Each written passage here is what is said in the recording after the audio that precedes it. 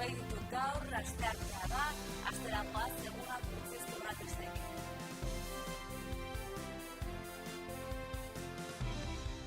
Nafarroako Parlamentuko batzorde batek euskararen legea aldatzea aztertuko du. Batzordearen eraketa atzo onartu zuten oposizioaren aurkako botoekin.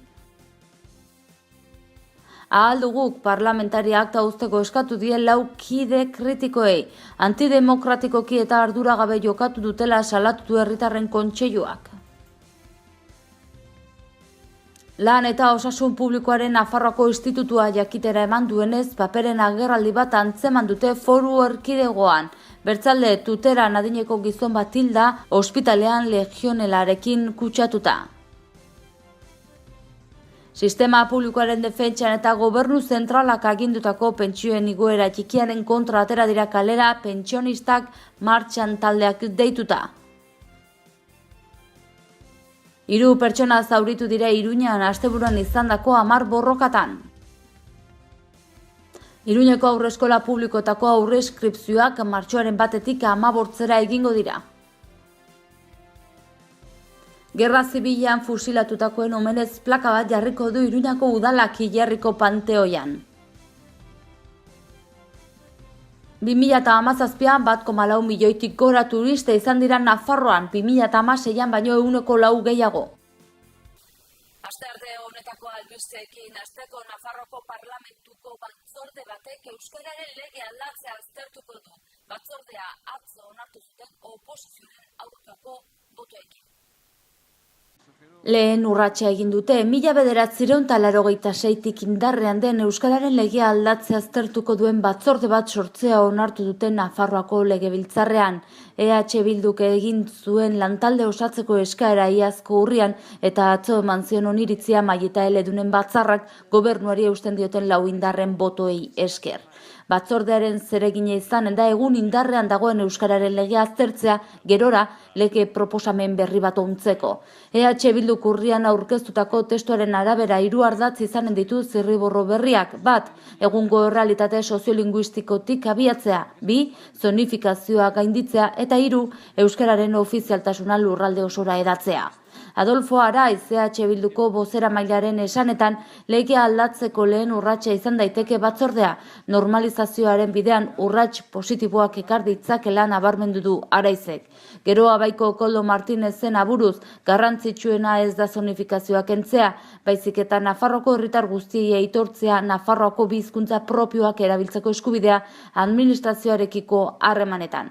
UPNeko buru Javier Espartzaren ustez, Nafarroako errealitate soziolinguistikoari bizkarra ematen dio batzorde berriak eta inposiziotzat jo du. Aurka azaldu dira PSN eta PP ere. Aldugu parlamentariak uzteko eskatu die 4 kide kritikoei, antidemokratikoki eta arduragabe jokatu dutela salatu du herritarren kontseiluak. Atzo goizean prentsa ohar bidez Carlos Couso, Laura Pérez, Ruben Velasco eta Fanny Carrillo parlamentari kritikoei euren akta utz dezatela eskatu zien alderdiko organo gorenak herritarren kontseiluak. Bere garaian sinatu zuten konpromisoarekiko koherentziaz legebiltzarkide izateri ustea galdegin diete. Herritarren kontseiluak argudatu duenez, herritarrek aukeratutako proiektu politikoaren arabera izendatu zituzten parlamentari eta proiektu horren ordezkari diren heinean alderdiaren organoen esanak bete behar dituzte. Hain zuzen, ahal duguk uste du irizpide horiek ez dituztela bete. Azken egunetan iritzi publikoaren aurrean urak zertxobait baretu direla ematen zuen, baina laister ahal duguko berme batzordeak erabaki bat hartuko du Laura Pérez idazkari nagusiaren aurka irekirik dagoen espedientearen inguruan. Hain zuzen ere espediente horren aurka altxatu ziren urtarril amaieran 4 parlamentariak. Era berean eledun batek taldetik kentzeko ahalmena duela argudiatuta kritikoek Mikel Buil Kalgutik kentze erabaki zuten eta haren ordezko Carlos Couso izendatu zuten. Haatik urrats horrekin ildo ofizialeko beste parlamentariek, hau da Ainhoa Aznarezek, Builek eta Teresa Ezek susmoak dituzte taldetik kanporatu ditzaketela. Orain, Nafarroako Alduguko herritarren kontseiluak aktak itzultzea eskatu die kritikoei. Alderdiko organo gorena da kontseilua eta bi sektoretako ordezkariz osatua dago. Iragan maiatzean hala idazkari nagusia nola kontseilua berritzeko hauteskunde primarioak egin ziren. Eduardo Santos nagusitu zitzaion Perezi. Hala, egun kontseiluko 24 kidetik 13 bere hautagaitzakoak dira eta beste 11 hildo kritikokoak. Herritarren kontseiluak nabarmendu du alderdiak antolamendu bat eta kode etiko bat dituela. Horiek errespetatu eta bete behar dira erakunde politikoaren funtzionamendu onerako. Herritarren kontseiluak uste du 4 legebiltzarkideek ala parlamentuko araudia nola herritarren kontseiluaren eskumenak urratu dituztela eta larritzat jo du arduragabe jokatu dutelako. Herritarren kontseiluaren arabera 4 legebiltzarkideek alderdiko hainbat organo gutxi etxi dituzte. Adierazpen publikoetan kritikoek gogor gaitzetsi dute Eduardo Santos idazkari nagusia eta koordinazio batzordea zen berme batzordea bere kontrolpean daudela aipatu dute. Kritika horiek gaitzetsi ditu kontseiluak. Aldaketarekiko zein akordio programa aktikoarekiko leialak izango direla berretsi duera berean eta ohartarazi du kode etikoaren edozein urraketaren aurka irmo jokatuko dutela. Duela 10 egun kousok militantei azaldu zien auzi ez dela botere borroka bat. Aurretik datorren prozesu baten barruan kokatu zuen barne krisia. Haren ustez, maiatzetik egungo zuzendaritzak ez du jakin oreka bilatzen eta egungo bidetik alderdia austurarantz doa. 2018an alduguk jasotako babesa ahuldu daiteken neurrian, aldaketa arriskuan jar daitekela aipatu zuen. Eta politika kontuak alde batera utzita, osasun kontuak albiste eta batez ere arreta berezia gai batean, lan eta osasun publikoaren Nafarroako institutuak jakitera eman duenez paperen agerraldi bat antzeman dute Foru Erkidegoan. Gaixoen erdiak baino gehiago 10 eta 24 urte bitartekoak dira. Osasun kontuekin jarraituz edo bertze kasu bat aipatzeko adineko gizon bat hildatuteran ospitalean legionelarekin kutsatua. Nafarroako Osasun Publikoaren eta Lan Osasunaren Institutuak jakitera eman duenez azizurri edo paperen agerraldi bat atzeman dute Foru Erkidegoan. 2018ko lehen 7 asteetan 140 kasu izan dira Nafarroan. Maria Jose Perez, Nafarroako Osasun Publikoaren eta Lan Osasunaren Institutuko zuzendariak prentsaurrekoan azaldu duenez, azizurrien kasuek orokorreak gora egin dute, baina Nafarroan gaixoen erdiak baino gehiago 10 eta 24 urte artekoak dira. Paperak listu gurinen antura dira eta horren sintomak suskarra, ondoeza, buruko mina eta jateko gogo falta dira.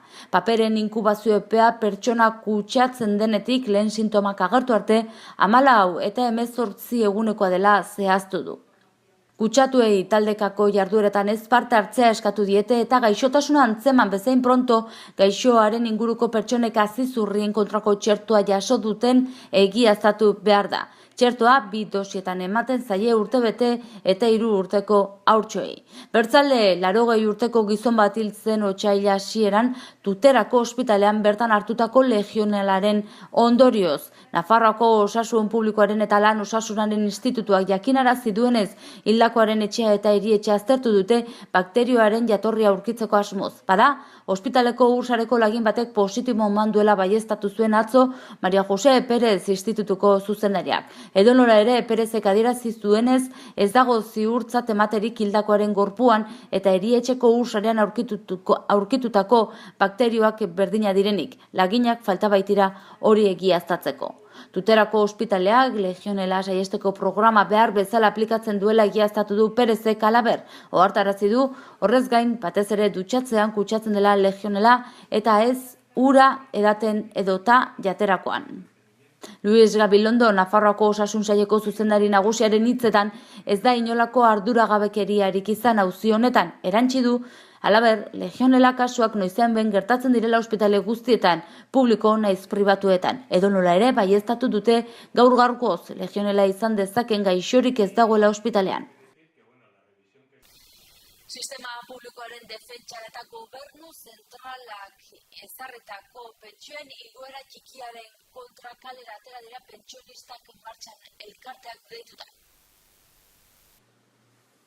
Azken hilabeteotan milaka izan dira gurean ere kalera atera diren pentsionistak. Sistema publikoaren defentsan eta Mariano Rajoyren gobernuak agindutako pentsioen igoera ñimiñoaren kontra datu asko eman daitezke, baina bat nabarmentzaldera 55.000 herritar dira 700 eurotara irian jasotzere iristen ez direnak, eta 22.000 dira 800 euro ere jasotzen ez dituztenak.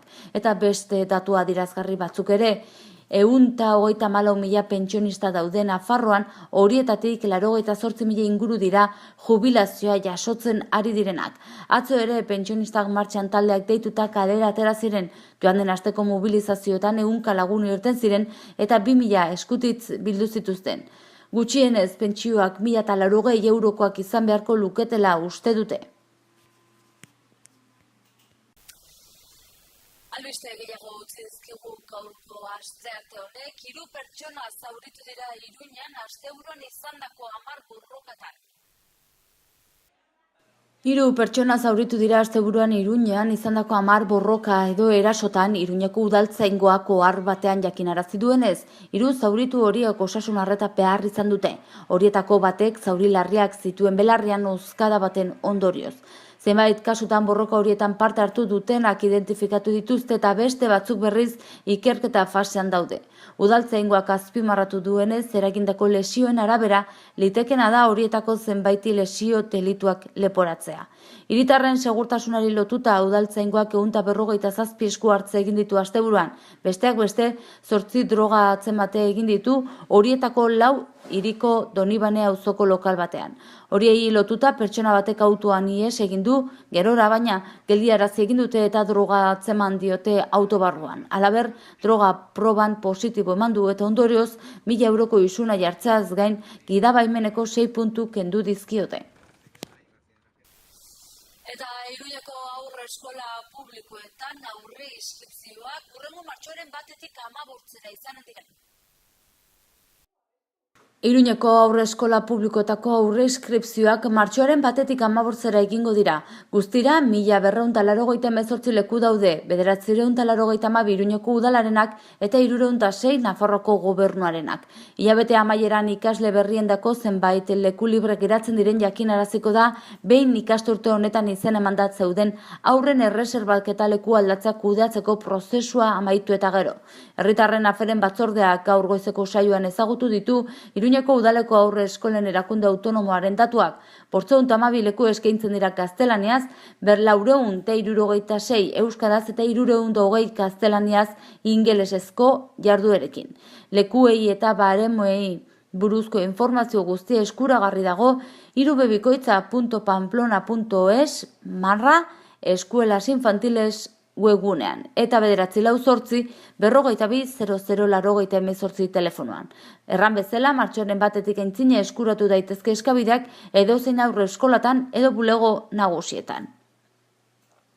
Aurre inskripzioa egiteko eskabidea bete eta aurkeztu beharreko agiriak entregatu beharko dira, martxoaren 1-tik 15 bitarte, Kaldereria kaleko 11. zenbakian dagoen erabileran hitzeko aretoan, goizeko 8:30 eguerdiko 2:30.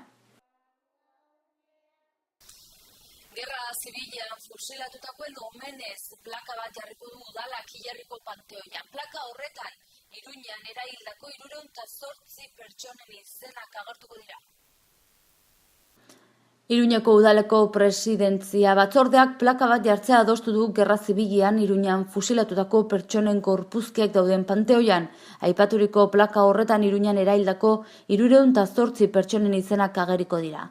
Udalako arbidez jakinarazi duenez fusilatuak izan eta identifikatuta dauden gorpuzkiak aipaturiko panteoian sartzea baimenduko du, beti ere, familiak hala eskatzen duen edo seniderik ez duten biktimen kasuan. Beraz, Nafarroan fusilatutako seniden elkarteak eskatu zuen plaka jartzea eta 16.000 euro inguruko kostua izango du. Eta 2017an 1,4 milioitik gora turista izan dira Nafarroan, 2016an baino 104 gehiago. Nafarroak 1,4 milioi bisitari erakarri zituen 2017an aurreko urtean baino 4 gehiago. Ostatu motaren arabera, apartamentuetan ostatu hartu zuten bidaiarien kopurua 19 hasi zen 2016an bildutako datuen aldean, naiz eta bisitari hauek Nafar establezimenduetan ostatu hartu zuten pertsona guztien 6 besterik ez izan. Balantze honen arira Nafarroako turismoak albiste onak ematen jarraitu du 2017an ere, 2016an aurreko urteen aldean ezarretako marka historikoaren ondoren. Argi utzi behar da datuak erregulatutako turismo ostatuei buruzkoak direla eta Estatistika Institutu Nazionalak bildu dituela Nastat, Nafarroako Estatistika Institutuak egindako eta emandako okupazioari buruzko hainbat inkestaren bitartez. Estatistika Institutu Nazionalak hoteletako, kanpinetako, apartamentuetako, landa turismoko, ostatuetako eta aterpetako okupazioari buruzko datuak bildu ditu. Sektoreen hazkundearen erritmo oroar 2016koa baino moderatuagoa izan bazen ere, adierazleen joerak goranzkoak izaten jarraitzen du. Eta gaur behintzat euriarekin jarraituko dugu. Goazen orain eguraldiaren iragarpena zenen ikustera.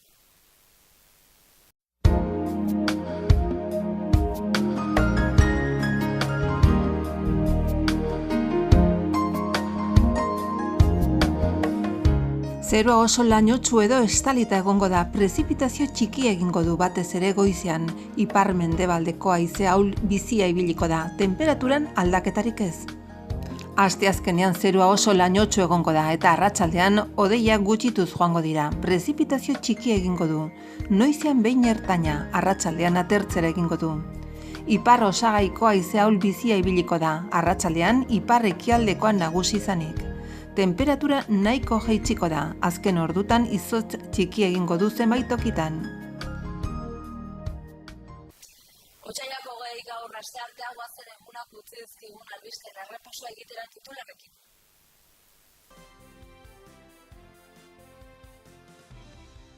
Nafarroako Parlamentuko batzorde batek euskararen legea aldatzea aztertuko du, batzordearen eraketa atzo onartu zuten oposizioaren aurkako botoekin. Ahal duguk parlamentariak akta uzteko eskatu die 4 kide kritikoei, antidemokratikoki eta arduragabe jokatu dutela salatu du herritarren kontseiluak. Lan eta Osasun Publikoaren Nafarroako Institutua jakitera eman duenez, paperen agerraldi bat antzeman dute Foru Erkidegoan. Bertzalde Tuteran adineko gizon bat hilda, ospitalean legionelarekin kutsatuta. Sistema publikoaren defentsan eta gobernu zentralak agindutako pentsioen igoera txikiaren kontra atera dira kalera pentsionistak martxan taldeak deituta. 3 pertsona zauritu dira Iruñan asteburuan izandako 10 borrokatan. Iruñeko aurreskola publikoetako aurreskripzioak martxoaren 1-tik 15 egingo dira. Gerra Zibilean fusilatutakoen omenez plaka bat jarriko du Iruñako udalak Hilerriko panteoian. 2017an 1,4 milioitik gora turista izan dira Nafarroan, 2016an baino 4 gehiago. Astearte honetako albisteekin hasteko Nafarroko Parlamentuko batzorde batek euskararen lege aldatzea aztertuko du. Batzordea atzo onartu zuten oposizioaren aurkako botoekin. Eta bertzerik ez, hau izan da dena gaurkoz. Mila esker zen arretagatik eta asteartean izan.